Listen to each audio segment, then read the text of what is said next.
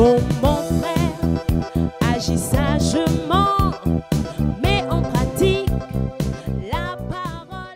Votre équipement pour vaincre le Covid-19.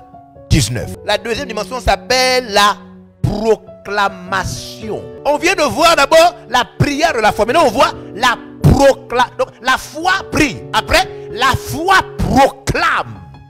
La foi prie. Après, la foi proclame. À quoi sert? Dans le combat, la proclamation sert à quoi? Pour ceux qui ne m'ont pas suivi, hier, allez-y dans les précédentes vidéos. Allez-y, suivez les précédents messages. Vous allez comprendre pourquoi toutes ces choses-là sont en réalité liées à la langue. On a vu, la mort et la vie sont au pouvoir de la langue. C'est la langue qui décide de si vous allez continuer à vivre ou mourir. C'est la langue. Tout a été créé par la parole. Donc ces armes-là sont liées. Jacques chapitre 3 dit clairement ceci. Dit que le monde peut être embrasé par la langue. Le monde entier. Même l'enfer écoute le langage de la langue. C'est ce que Jacques chapitre 3 dit. Ça veut dire que la langue a un lien direct avec la GN. La langue peut vous éviter l'enfer ou encore vous envoyer en enfer. Elle est comme un petit feu capable de brûler toute une forêt. Mais allez-y lire le texte de Jacques chapitre 3. Jacques chapitre 3. Vous allez voir la puissance de la langue. Vous décidez de mourir, vous allez mourir. Vous décidez de vivre, vous allez vivre. Dieu a caché la vie et la mort au pouvoir de la langue. C'est pourquoi il est écrit, quiconque invoquera le nom du Seigneur sera sauvé. Il n'y a point de confusion pour ceux qui invoquent le Seigneur. Chouka, comment seront-ils sauvés si personne ne prêche? Donc là encore, même les populations sont sauvées par le pouvoir que dégage la langue qui a connu Christ. Il est beau de voir les pieds de qui? De ceux qui font quoi? Qui prononcent, qui proclament l'évangile. Vous pouvez demander à Dieu de pardonner tous vos péchés aujourd'hui. Et vous serez pardonnés, purifiés. Vous devenez enfant de Dieu. Car la parole a donné le pouvoir. La parole qui sort de votre bouche, qui appelle Dieu, vous donne le pouvoir de quoi?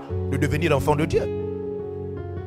Donc, deuxième exercice, deuxième partie de votre armure, la proclamation de votre foi.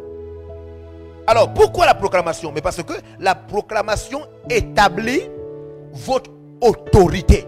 Suivez, hein? Donc, suivez. La prière établit votre droit d'enfant. Mais la proclamation de la foi établit votre autorité. C'est-à-dire votre droit de commander, votre droit de dominer, votre atmosphère. Vous savez, dans la forêt, il y a des animaux qui rugissent. Des animaux qui vont faire une sorte de proclamation. Ça veut dire annoncer qu'ils sont présents.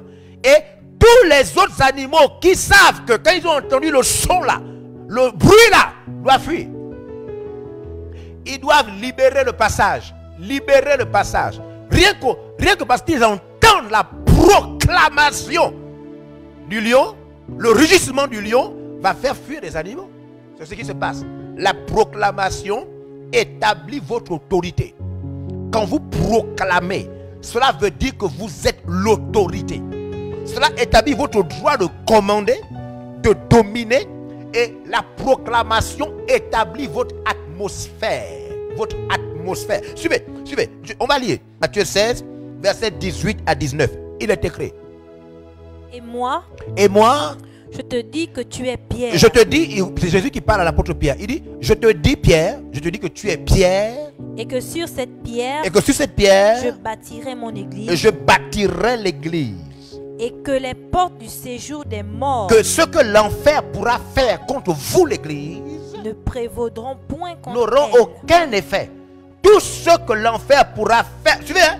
Tout ce que l'enfer pourra faire contre l'église, donc les chrétiens, n'aura aucun effet. Maintenant, regardez, suivez bien. Verset suivant, regardez.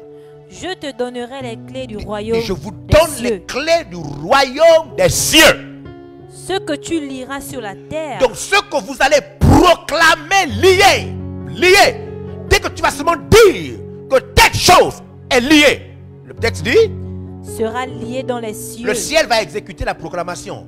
Et ce que tu délieras sur dès la que tu terre, vas seulement dire, proclamer qu'une chose est déliée, sera délié le dans les ciel cieux. va exécuter la proclamation. Donc la proclamation est déclenchée de la terre, mais exécutée dans le ciel. Donc la proclamation montre votre poids, votre pouvoir. Ce que vous dites, le ciel l'accomplit. C'est pourquoi quand Josué a proclamé l'arrêt du soleil, le ciel a fait quoi? Le ciel a arrêté le soleil. Quand Élie a proclamé qu'il n'y aurait pas de pluie pendant 3 ans et 6 mois, le ciel a exécuté. Quand Jésus a dit silence à la mer et à la tempête, le ciel a exécuté. Quand Paul a proclamé l'aveuglement du magicien, le ciel a exécuté. Oui, la proclamation montre votre poids, votre autorité. On proclame pour voir l'exécution de ce que vous avez dit. Seuls ceux qui ont du poids proclament.